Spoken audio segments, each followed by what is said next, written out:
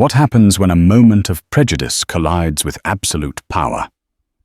On Starlight Airlines Flight 812 from New York to San Francisco, a decorated flight attendant looked at a black man in a hoodie sitting in seat 1A and saw a threat. She saw someone who didn't belong. What she didn't see was her new boss. In a confrontation at 30,000 feet, Chase Harrington, the newly minted owner of the airline, did the unthinkable. He fired her on the spot. It was a victory against bigotry, celebrated for 6 minutes.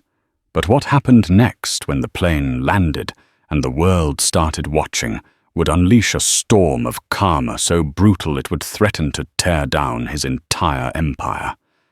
This isn't just a story of revenge. It's a story of how winning can cost you everything. Chase Harrington didn't look like a man who could shatter a person's life with a single sentence. To the bustling river of passengers flowing through JFK's Terminal 4, he was an anonymous figure, swallowed by a charcoal-grey cashmere hoodie. His joggers were tailored, the kind that cost more than a round-trip ticket to the coast, and his sneakers were pristine white leather. But these were subtle signals, whispers of wealth, not screams. He kept his head down, the glow of a custom-built secure tablet illuminating his face as he walked. On the screen were not movies or games, but the intricate multi-billion-dollar guts of his latest acquisition, Starlight Airlines. At 42, Chase Harrington was the founder and driving force of Ares Capital Management, a private equity firm known for its predatory grace. They didn't just buy companies. They transformed them often by tearing them down to the studs and rebuilding them in Chase's image, efficient, ruthless, and relentlessly profitable. He was a phantom in the financial world, his name spoken with a mixture of awe and fear on Wall Street. Yet his face was largely unknown to the public. He preferred it that way. Anonymity was a strategic asset. Starlight Airlines was his most audacious play yet. A legacy carrier, once a titan of the skies, now bleeding money plagued by aging fleets, labor disputes, and a brand identity as tired as its coffee. He'd finalized the $11.7 billion acquisition just 36 hours ago, a deal so swift and silent that the ink was still metaphorically drying. The press release was scheduled for Monday. Today was Friday. His plan was to fly to the San Francisco headquarters for a surprise all-hands-on-deck meeting that would send shockwaves through the company. But he wasn't flying on a private jet.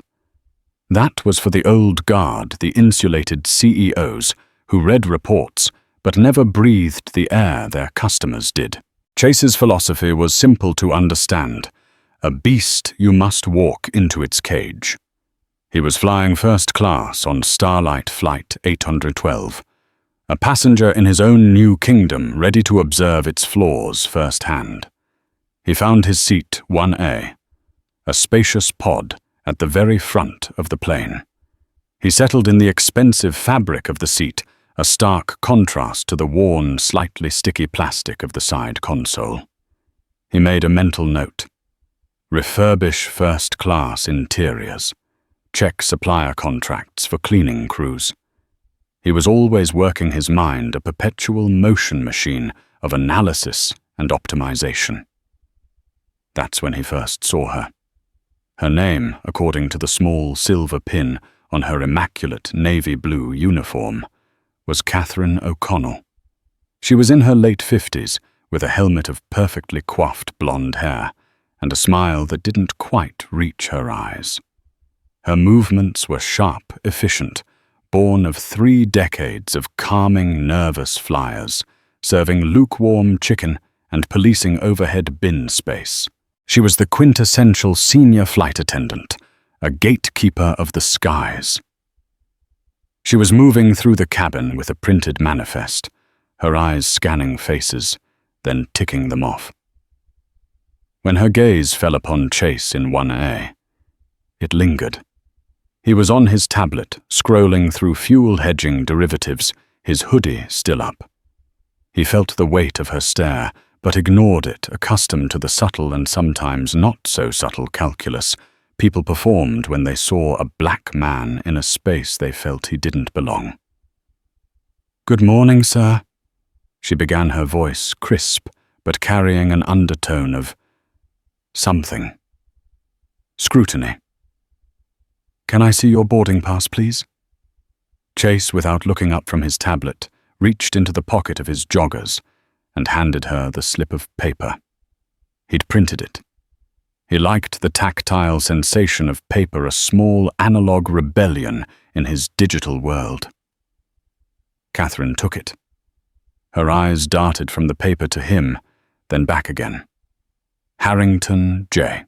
She read aloud, her voice a little too loud in the quiet cabin. She looked around at the other first-class passengers, settling in a woman in a Chanel suit, a man who looked like a retired senator. Then she looked back at Chase. "There might be a mistake," she said. Her smile was gone, replaced by a mask of professional concern that felt deeply unprofessional. "This seat is assigned to one of our premium platinum members. Sometimes there are glitches in the system." Chase finally looked up, his dark eyes meeting hers. He lowered his tablet. "There's no glitch," he said, his voice calm and even. "The ticket was booked correctly. Seat 1A. Well, it's just that sometimes upgrades don't process correctly from the gate." She insisted, holding the boarding pass as if it were a forgery. "I'm sure we can find your correct seat for you in the main cabin." It was the "for you" that did it, the gentle, condescending redirection. It was a verbal pat on the head, a gesture of putting him in his proper place. A familiar, bitter fire began to smolder in Chase's gut. He'd felt it in boardrooms when his ideas were dismissed, only to be praised when a white colleague repeated them. He'd felt it when trying to hail a cab on Park Avenue, watching them slow, then speed up.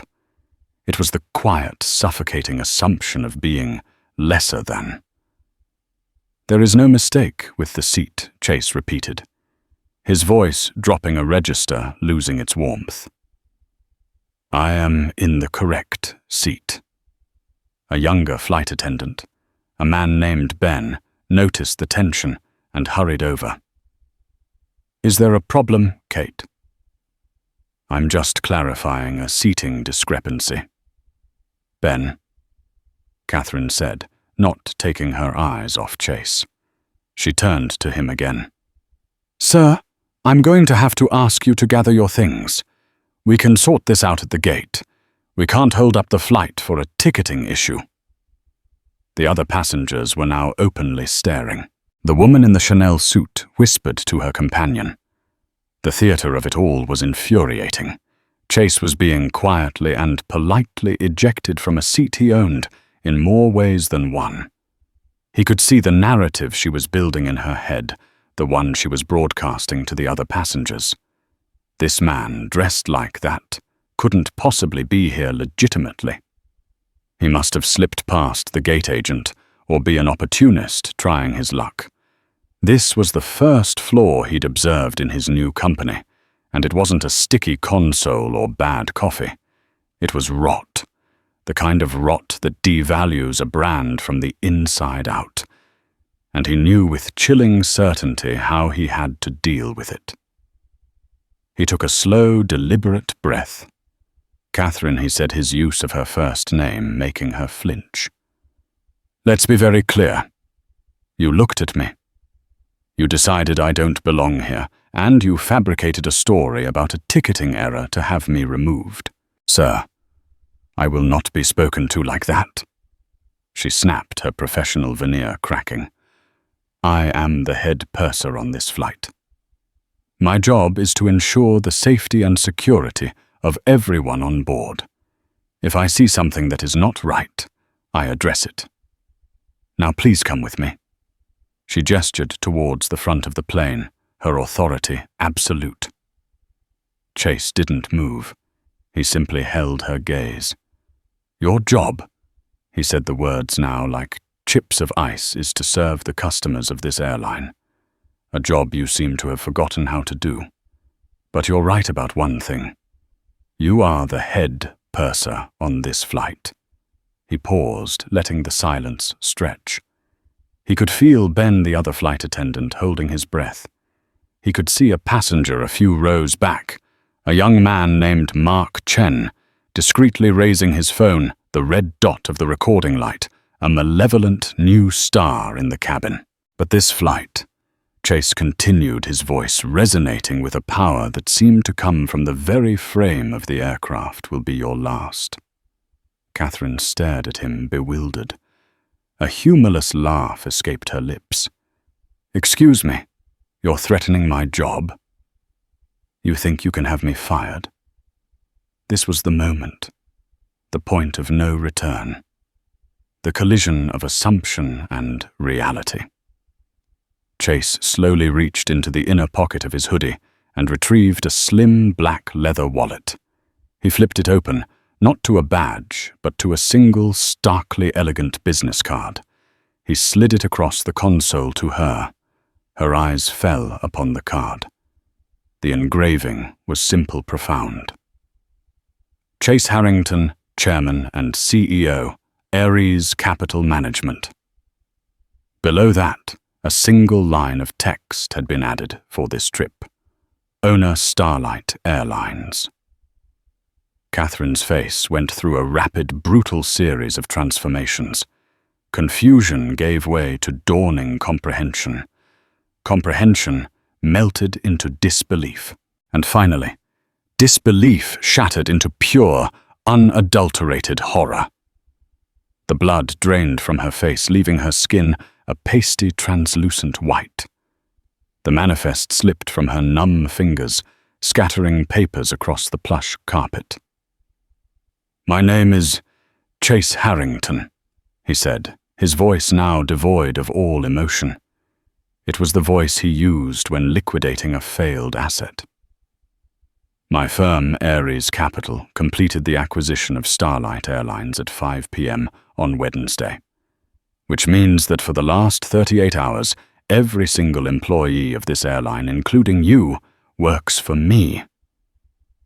A collective gasp went through the first-class cabin.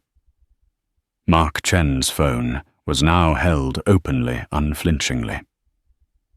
"You have been with this company for 31 years.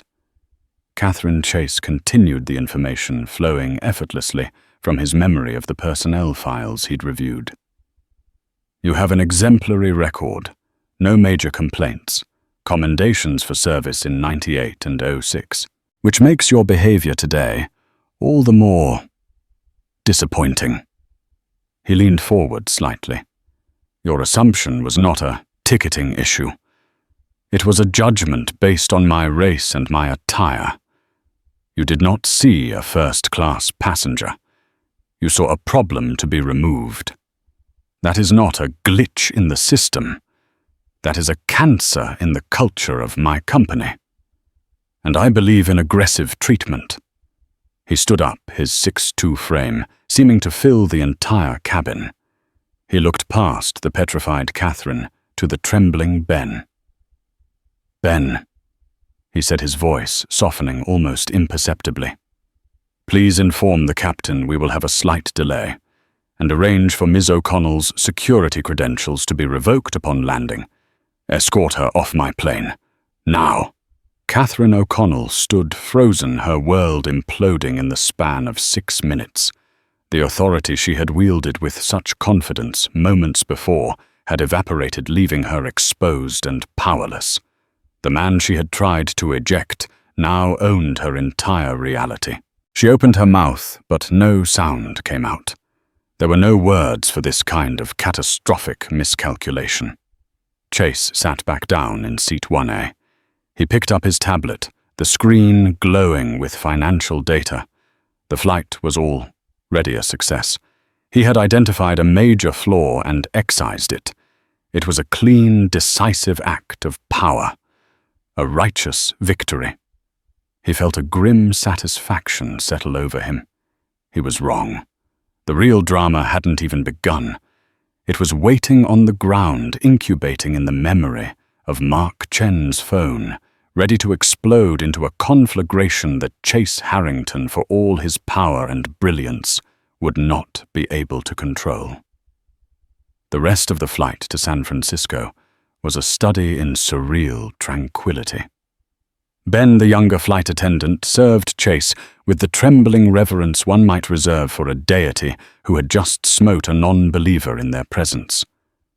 The champagne was perfectly chilled, the meal served with painstaking care. The other first-class passengers kept their distance, stealing furtive glances, whispering behind cupped hands. Chase ignored them all. He was immersed in his work, dismantling and re-evaluating Starlight's entire customer service protocol on his tablet. In his mind, the problem was solved. He had made a command decision, a CEO's prerogative. The incident was a data point, an ugly but necessary catalyst for change. As Flight 812 descended into SFO, Chase's phone buzzed. It was Evelyn Reed, his head of communications and chief consigliere. A formidable woman who had followed him from their early days at a cutthroat law firm, Evelyn was the only person who could match Chase's intellect and challenge his impulses. "We have a situation," she said, her voice strained, skipping the usual pleasantries. That alone set off alarms. "I handled a situation," Evelyn Chase replied coolly. "An employee matter on the flight. Unpleasant but necessary. Send a team from HR to meet the plane. Standard severance, non-disclosure. Clean." There was a pause on the other end of the line. "Chase, it's not clean. It's everywhere. A passenger filmed it. The whole thing. From the moment she asked for your ticket to the moment you terminated her employment." Chase felt a cold knot tighten in his stomach. The passenger with the phone. Mark Chen. How bad is it? The video is 12 minutes long. It was uploaded to every platform imaginable the second the plane's wheels touched the ground. The title is "Arrogant Billionaire Fires Flight Attendant Mother of Sick Child on the Spot." It has 17 million views, and it's been up for less than an hour. The words hit Chase with physical force. Mother of sick child. How could they know that Catherine O'Connell had no children listed in her primary HR file? "That's a lie," Chase stated flatly. "Her file is clean. No dependents listed for insurance." "It doesn't matter if it's a lie, Chase, it's the narrative. The union got to her before we did. They're framing this.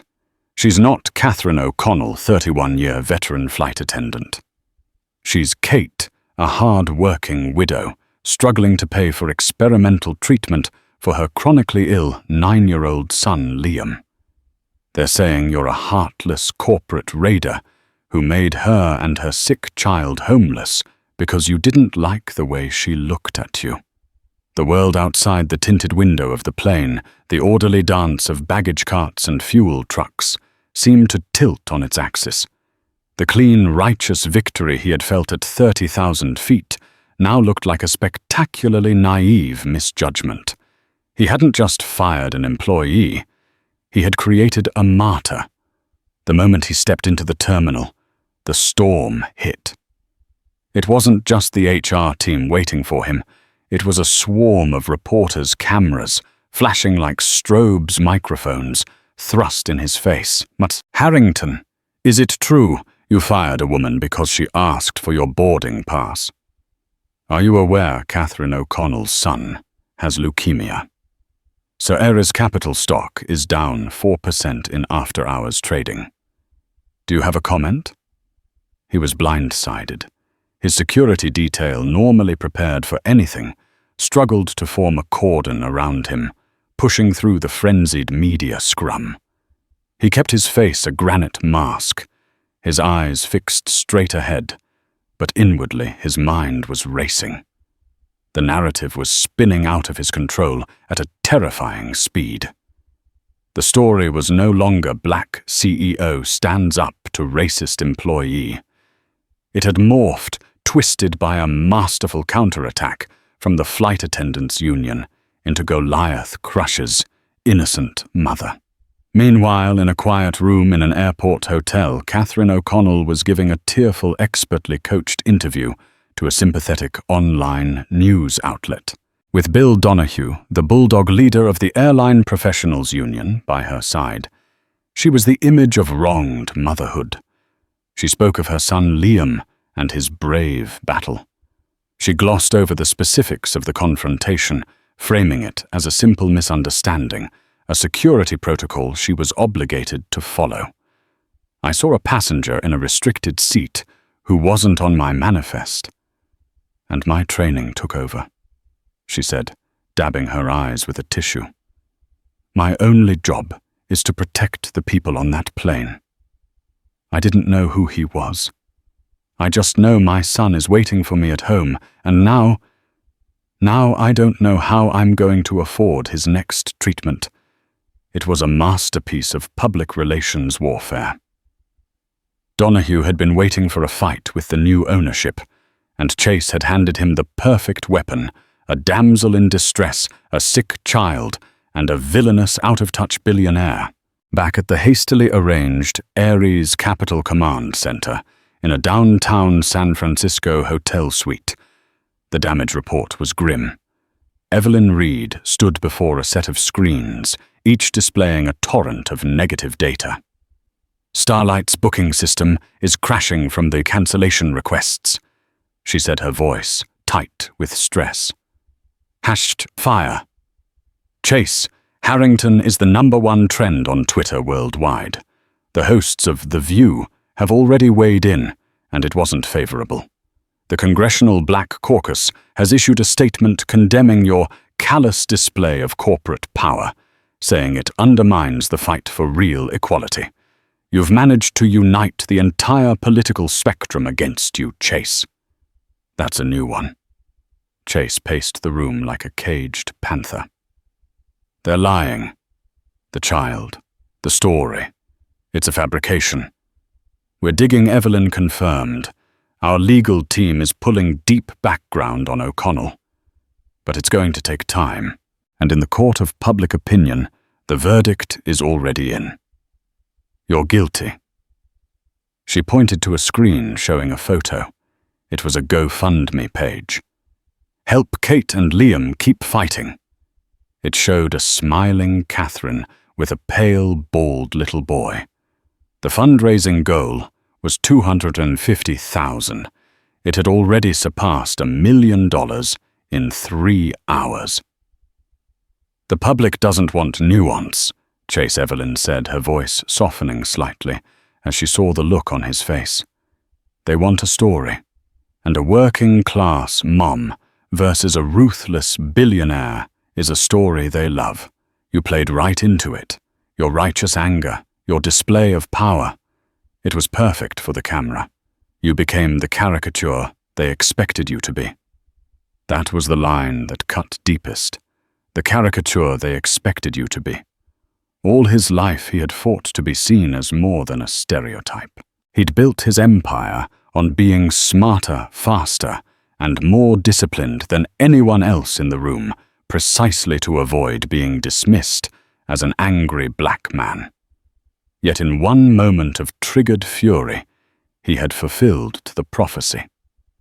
He had handed his enemies the brush and let them paint him in the exact colors he despised. The phone rang.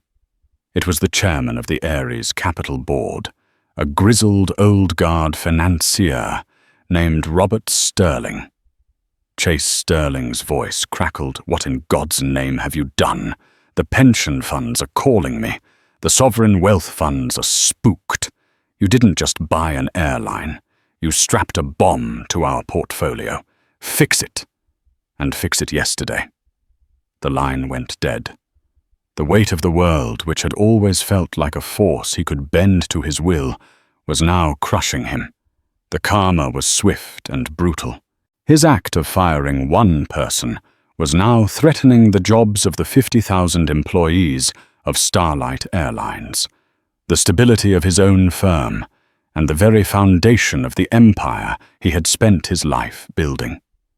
He sank into a chair, the city lights of San Francisco twinkling below like a galaxy of indifferent stars.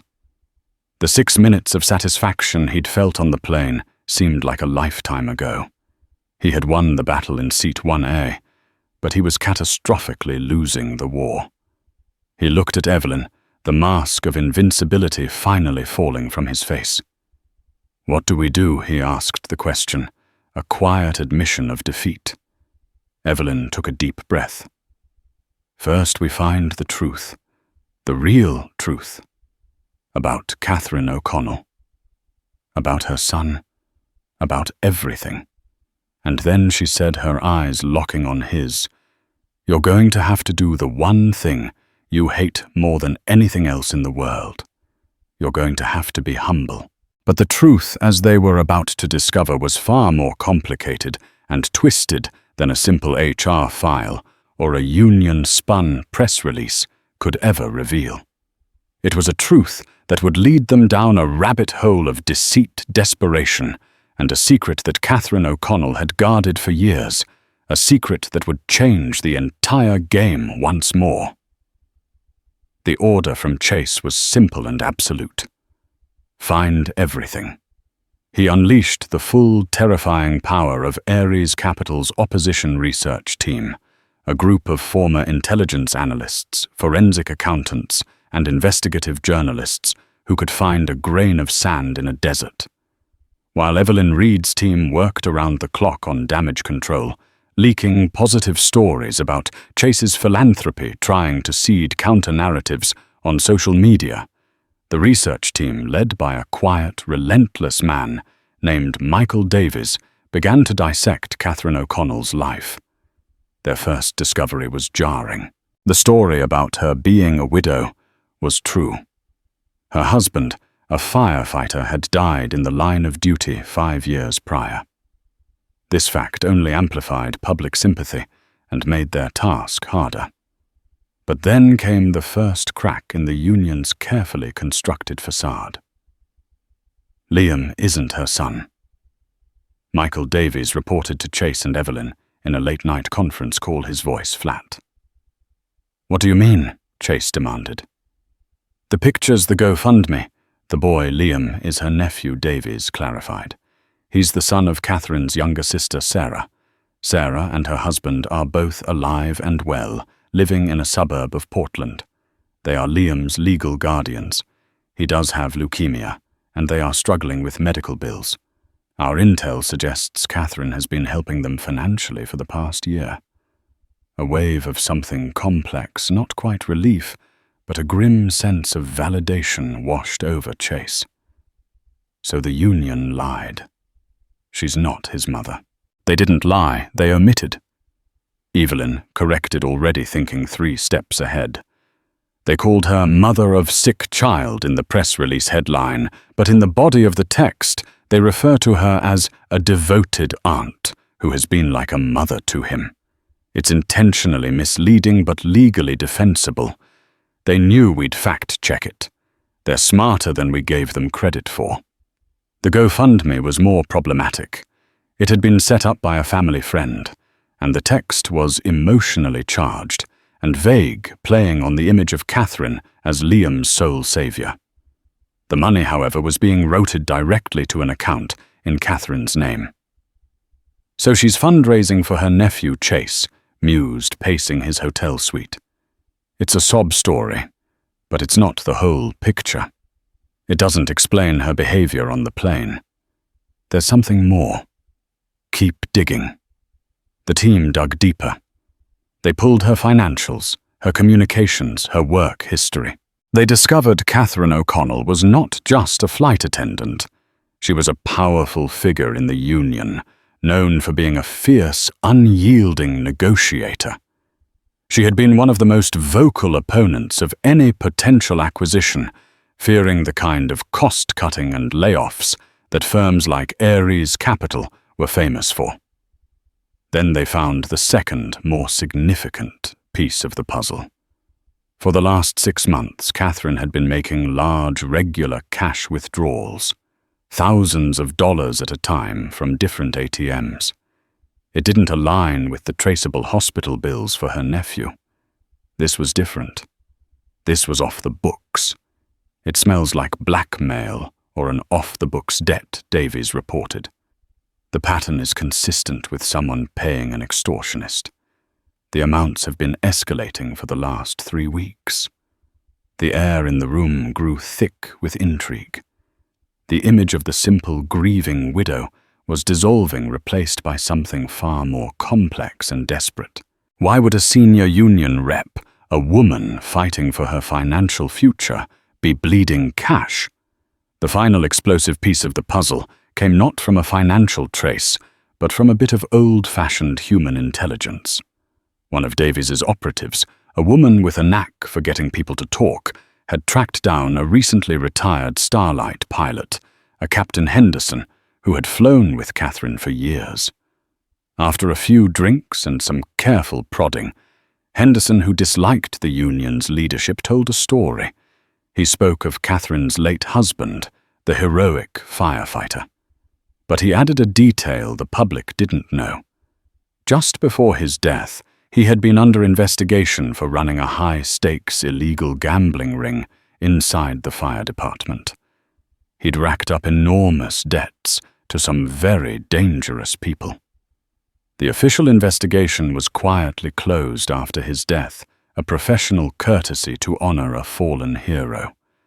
But the debt, Henderson hinted, didn't die with him. Suddenly the picture snapped into focus. The cash withdrawals, the escalating pressure, the desperation. Catherine O'Connell wasn't just a grieving widow and a devoted aunt.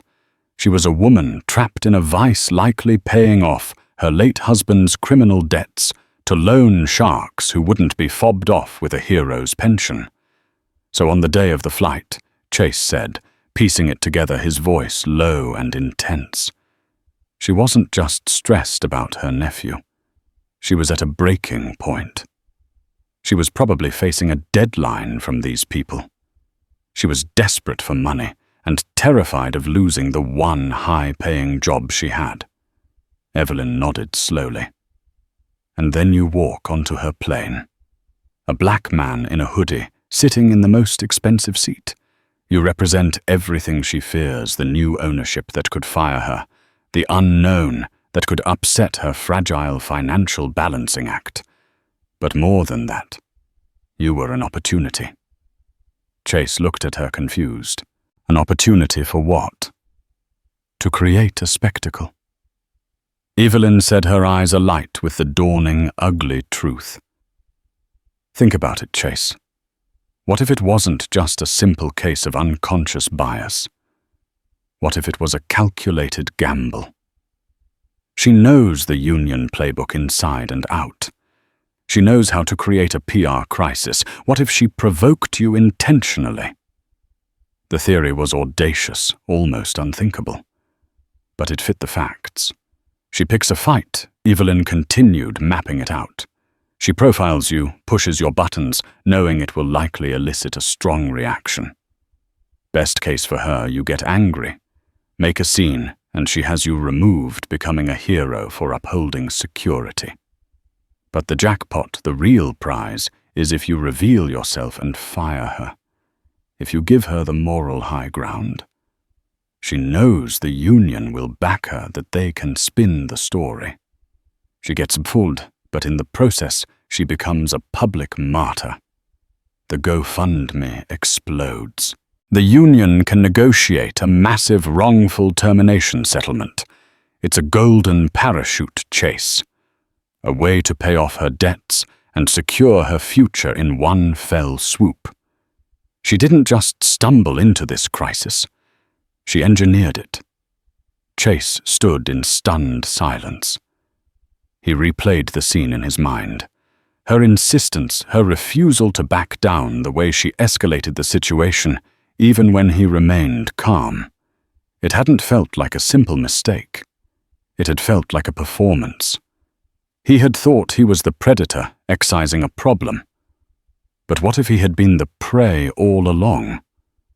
What if she had expertly maneuvered him, using his own history and his predictable reaction to racism as a weapon against him?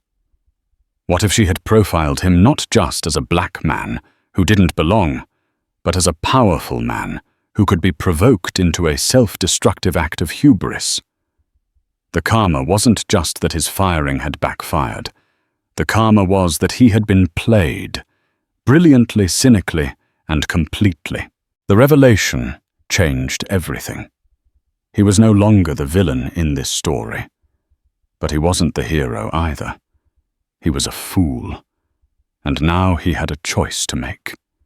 He could leak the entire sordid story, expose Catherine O'Connell's debts, her husband's criminal past, her calculated manipulation. He could destroy her using the very tactics of public humiliation that were being used against him. It would be a brutal, bloody war, but with the evidence they now had, he could win it. He could clear his name. Or there was another way, a path that was riskier, more complex, and required something more than brute force. "Get me a meeting with her," Chase said, his voice quiet but firm. Just her and her union boss, Bill Donahue. No lawyers, no press. A private meeting. "Tell them I want to discuss a settlement." Evelyn looked at him, a flicker of concern in her eyes. "Chase, if you go into that room and show them our cards, they'll just use it against us. What are you planning?" A slow, cold smile touched Chase's lips for the first time in days. It wasn't a happy smile. It was the smile of a predator who has just realized the trap he's in can also be used to capture his opponent. "The public wants a story about a powerful man being humbled," he said. "Fine. I'll give them a story, but it will be on my terms. This isn't about winning a PR battle anymore, Evelyn. This is about finishing the game." The stage was set for a final confrontation, not on a plane or in the media, but in a sterile, soundproof conference room. It would be a battle of wills, of secrets and lies, where the truth was a weapon and humility a tactic. Chase Harrington was about to walk into the lion's den, but this time he knew exactly where all the cages were. The conference room was a monument to corporate neutrality. It was a beige, soundproofed box on the 34th floor of a skyscraper that offered a panoramic, godlike view of the San Francisco Bay, a view no one in the room dared to appreciate. The air itself felt sterile, recycled, scrubbed of any personality. The vast mahogany table was polished to a mirror shine, reflecting the strained faces of its occupants like a dark, distorted pool. It was a room designed for surrender, a place where costly wars ended not with a bang, but with the whisper of a pen on a settlement agreement. Chase Harrington sat with a stillness that was almost predatory. He had not touched the chilled water in the crystal glass before him. His hands rested on the table, one over the other, a picture of serene composure that did little to mask the coiled tension in his shoulders. Beside him, Evelyn Reed was his perfect counterpart. Her gaze was sharp and analytical, scanning the opposition as if identifying weaknesses in a legal brief. She was the architect of the battle plan. Chase was the weapon. Across the chasm of polished wood sat their adversaries. Bill Donahue, the Union chief, was a bull of a man, his cheap suit straining at the seams. He exuded a restless, kinetic energy, shifting in his chair, tapping a pen against a yellow legal pad. He wore a smirk that he'd clearly practiced in the mirror, the expression of a man who believed he held all the cards. Beside him, Catherine O'Connell was a study in controlled anxiety. She had traded her crisp uniform for a plain, forgettable grey sweater. Her hands were clenched around a worn leather portfolio in her lap, her knuckles white. She held it like a shield, a last barrier against the man who had detonated her life at 30,000 feet. She stared at a single point on the table, refusing to meet Chase's eyes. After a silence that stretched for an uncomfortably long time, Donahue decided he'd had enough of the silent power plays. He slammed his pen down, the sharp crack echoing in the quiet room. "All right, Harrington. Let's cut the theatrics." He began his voice, a gravelly boom that was better suited to a picket line than a boardroom. "I hope you enjoyed the past few days. My phone hasn't stopped ringing. CNN, Fox, BBC. They all love this story. The billionaire tyrant versus the working class mom.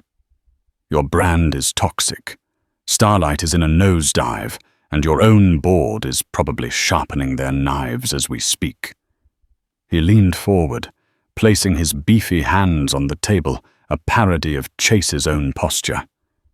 "You have a PR nightmare you can't wake up from, and we're your only Ambien. So here's the deal, and I'm not in a negotiating mood. First, a nationally televised apology from you directly to Kate. Second, her full reinstatement with back pay and a promotion. She'll be in charge of in-flight service training for the whole fleet. And third," he paused for dramatic effect, "a settlement. $20 million for the emotional distress, the public humiliation, the damage to her reputation. Plus the GoFundMe money, of course. That's north of $2 million now. We consider that a separate donation for her family. You give us that?" He finished, leaning back with a triumphant creak of his chair. "And we make this all go away. The ball's in your court. Try not to fumble it." It was an opening salvo of breathtaking arrogance. Chase listened without flinching, his expression unchanging. He let Donahue's final words hang in the air, allowing the man's pride to fill the room until it was thick and suffocating. He slowly, deliberately picked up his glass of water and took a small sip. He set it down without a sound. He did not look at Bill Donahue. His gaze, cold and unwavering, settled on Catherine. The intensity of his stare finally forced her to look up. In her eyes, he saw a maelstrom of fear, defiance, and crushing exhaustion. "I want to talk about your husband, Catherine," Chase said. His voice was dangerously soft, yet it cut through Donahue's bluster like a surgeon's scalpel. The effect was instantaneous. Donahue's smirk vanished, replaced by a flash of sputtering rage. Catherine flinched, as if struck a sharp intake of breath, the only sound she made. "What did you say?" Donahue roared, lurching forward in his seat. "You leave her dead husband out of this. Daniel O'Connell was a decorated hero. That's a low blow, even for a corporate ghoul like you." "Was he?" Chase asked, his voice still unnervingly calm. He reached into a folder beside him and slid a single sheet of paper across the vast empty space of the table. It stopped directly in front of Catherine. It was a bank statement crisscrossed with highlighted figures. "This is a record of your cash withdrawals for the past 6 months, Catherine. It totals over $75,000. This one," he tapped a finger on the glossy surface of the table, indicating a line on the paper she held, "is for $7,000. From a cash machine in a bodega in Queens. It was withdrawn at 11:38 p.m. on the Tuesday before our flight. That's a lot of cash to be carrying around. It's certainly more than you'd need for your nephew's medical co-pays. Liam's parents have decent insurance, we checked. The GoFundMe was a brilliant idea, a real windfall. But this pattern of desperate, harsh withdrawals started long before you and I ever met." Catherine stared at the paper, her own financial history laid bare. Her face, already pale, took on a ghostly, translucent quality. She looked to Donahue for help, but her union boss was speechless, his face a bewildered mask. He was a brawler, prepared for a fistfight over wages and benefits, not this intricate surgical dissection of his client's hidden life. Chase slid a second document across the table. It was a 2-page summary, heavily redacted, but its title was clear at the top: Internal Affairs Division, FDNY. Case number 774B. Subject: O'Connell. Daniel. Status closed upon subject's decease. Daniel. O'Connell was a brave firefighter, Chase affirmed, and for the first time, a note of genuine empathy entered his voice. He ran into burning buildings when everyone else was running out. But he was also a man with secrets. He was in deep with some very unsavory people. People who don't care about a hero's pension or a grieving widow. People who believe debts are inheritable. And when he died, the debt didn't die with him, did it? Catherine, they came to you. The dam broke. The carefully constructed facade of the tough, wronged flight attendant crumbled into dust, revealing the terrified, desperate woman beneath. A ragged, dry sob escaped her throat. You've been living in hell. Chase continued, his voice a low, hypnotic murmur. He wasn't accusing anymore. He was narrating her life. The constant calls, the pressure, the threats. You were drowning, weren't you? Your high-paying job, your union protection. That was the only life raft you had. And then you heard that Ares Capital, that I had bought the airline. You felt that life raft springing a leak. He leaned forward the first time he had broken his rigid posture, his hands now flat on the table. So you came up with a plan. It was, I must admit, a work of cynical genius. You didn't just see a black man in a hoodie on your plane. You saw an opportunity. You profiled me perfectly, not just as someone who didn't belong, but as a new owner, a man known for his pride, a man whose entire life has been a battle against the very prejudice you were about to perform. You knew a public accusation would be my kryptonite.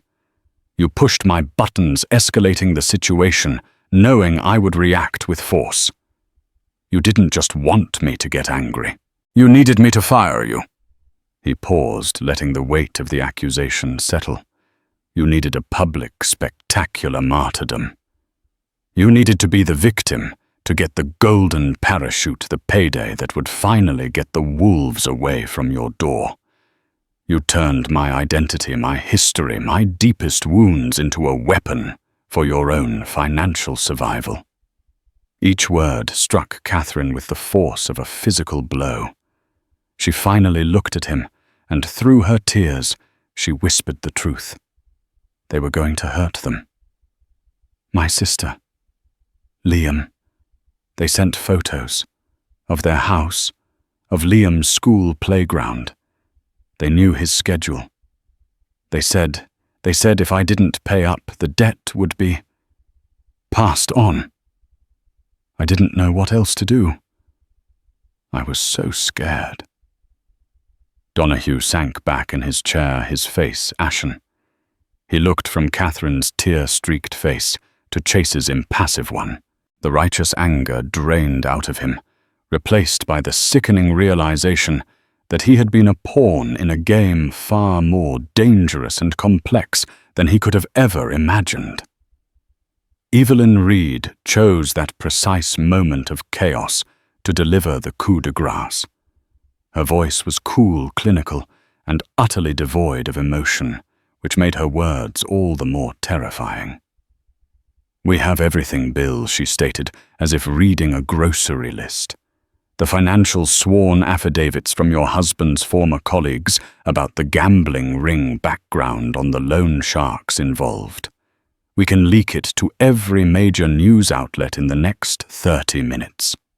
The narrative of the wronged mother fighting for her sick child will become the conniving widow of a criminal attempting to defraud a public company. The GoFundMe will be frozen and investigated for wire fraud.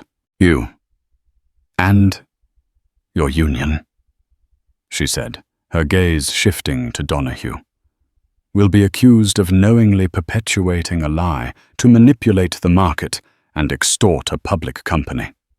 Your career would be over. Catherine.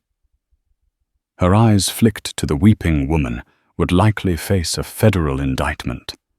Your problems would no longer involve loan sharks, but the U.S. Attorney's Office. The threat was absolute.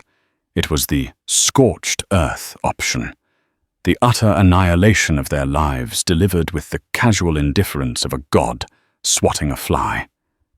This was the moment of victory. Chase could feel the familiar, intoxicating rush. It was the feeling he lived for, the moment of total leverage, of absolute power. He had them. He could press the button, destroy them, and walk out of the room completely vindicated. His stock would soar. His reputation as a ruthless but effective leader would be solidified. The Ares capital way. But then he truly looked at Catherine O'Connell. He looked past the tears and the lies, and saw the raw, primal fear at her core. It was the terror of a cornered animal, the desperation that makes people do unthinkable things. And in that terror, he saw a faint, disturbing reflection of himself. He remembered the cold knot of fear in his own stomach as a young man facing down a landlord who refused to rent to him for no reason other than his skin color. He remembered the hot rage of being powerless. His reaction on the plane, his immediate and overwhelming use of force, hadn't come from a place of cool strategy. It had come from that same wounded place, that same deep-seated fear of being diminished and controlled. Her desperate, manipulative act and his arrogant, prideful response were just two different branches of the same poisoned tree. To destroy her completely now would be to deny that shared humanity. It would be an act of brute force, not of strength, and for the first time in a long time, Chase Harrington felt the profound difference between the two. He took a deep breath, and when he spoke again, his voice had changed. The prosecutorial edge was gone, replaced by the firm, quiet tone of a commander issuing not a sentence, but a new set of orders. "Here is what is going to happen," he said. The room fell silent. Catherine and Donahue leaning in their fates, hanging on his next words. "First, the public stories are lies. The one you told and the one we could tell. We are going to create a new narrative, one that is closer to the truth but tempered with compassion." He looked at Donahue. "Your settlement demand is rejected. Ms. O'Connell will not be reinstated. The trust required for her position is irrevocably broken. However, Ares Capital will be making a direct, anonymous donation of $500,000 to a professionally managed trust fund established for Liam's medical care. His health should not be a public spectacle. The GoFundMe will be shut down immediately. Every dollar will be returned to the donors, and Starlight Airlines will cover all processing fees as a gesture of goodwill." He then turned his full attention back to Catherine. "Your debt is a more complicated matter. My firm does not negotiate with criminals. But we have resources. The man who uncovered this, Michael Davies, is a former federal prosecutor. He has friends. We are going to give you one chance and one chance only to cooperate fully with the authorities. You will tell them everything you know about your husband's associates. In exchange, my firm's legal team will provide you with counsel and ensure you and your family are granted protection. We will deal with the debt through channels you will never need to know about. Your nightmare with these people, he said, his voice dropping slightly, will end tonight. Catherine stared, her mouth agape. This wasn't a punishment. It wasn't even a settlement. It was a lifeline, a full-scale rescue operation from the man she had tried to ruin. In return, Chase concluded the steel returning to his voice, his authority reasserting itself. You will work with Ms. Reed to draft a joint statement. In it, you will apologize for your unprofessional conduct and for allowing a severe personal crisis to cloud your judgment. You will make it clear you were not fired because of bias, but because your actions were unacceptable. You will thank Starlight Airlines for its compassionate handling of a complex and private matter. You will not mention the debt or the criminals. You will simply be given the chance to exit this public stage with your dignity and, more importantly, your family's safety intact. He pushed his chair back and stood up, the movement fluid and final. Evelyn rose with him. This is the only offer on the table. It is not negotiable. Chase stated, his eyes locking with Catherine's one last time. You have 1 hour to decide. Without another word, he and Evelyn turned and walked out of the room. They left behind a deafening silence, broken only by the quiet hum of the air conditioning and Catherine O'Connell's soft, shuddering breaths. She was weeping not in terror anymore, but in the devastating, overwhelming relief of a person who had been pulled back from the abyss by the very hand she had tried to bite. Chase Harrington had faced the karma that was meant to destroy him, and had twisted it into an act of power so absolute, so unexpected, it looked almost like grace. In the end, there was no dramatic press conference, no public crucifixion, just a quiet, joint statement. The media, deprived of their simple villain and victim narrative, quickly lost interest and moved on to the next outrage. The Starlight Airlines stock stabilized and began to climb. The #FireChaseHarrington hashtag faded into digital obscurity. To the world, it was just another corporate crisis, skillfully managed. But the real karma, the hard karma, wasn't what happened in the public eye. It was what happened inside Chase Harrington. He had won, but the victory felt hollow. He had been played, and that fact gnawed at him. More than that, he'd been forced to see the world not just as a series of assets and liabilities, but as a messy, complicated web of human desperation. He had looked into Catherine O'Connell's eyes and seen a version of the fear that had driven him his entire life. His leadership changed. He didn't get softer. He got wiser. He implemented a new program at Starlight Airlines, not just for unconscious bias training, but a comprehensive employee support system offering confidential financial and mental health counseling. He realized a company wasn't just a balance sheet. It was 50,000 individual lives each with their own hidden debts and fears. His brush with public immolation taught him that true power wasn't the ability to fire someone on the spot. It was the wisdom to understand why they had pushed you there in the first place. His reputation was forever changed. He was no longer just the brilliant shark from Ares Capital. He was the man who had weathered the storm, a leader tempered by a humbling, brutal lesson in the real world. That was the karma that hit back hardest, the permanent alteration of his own soul. The story of Chase Harrington and Catherine O'Connell isn't just about race or corporate power. It's about how our own hidden wounds and secret desperation can cause us to lash out, and how pride can be the most expensive thing in the world. Was Chase right to fire her? Was Catherine's desperate gamble justified? The lines are blurry and the truth is complicated. What do you think? Who was the real villain here, or was there one at all? Let us know your thoughts in the comments below. These are the real-life dramas that happen every day away from the cameras. If you appreciate stories that go beyond the headlines and explore the shades of grey in our world, please hit that like button, share this video with someone who loves a good story, and most importantly, subscribe to our channel for more deep dives into the dramas that shape our lives. Thank you for watching.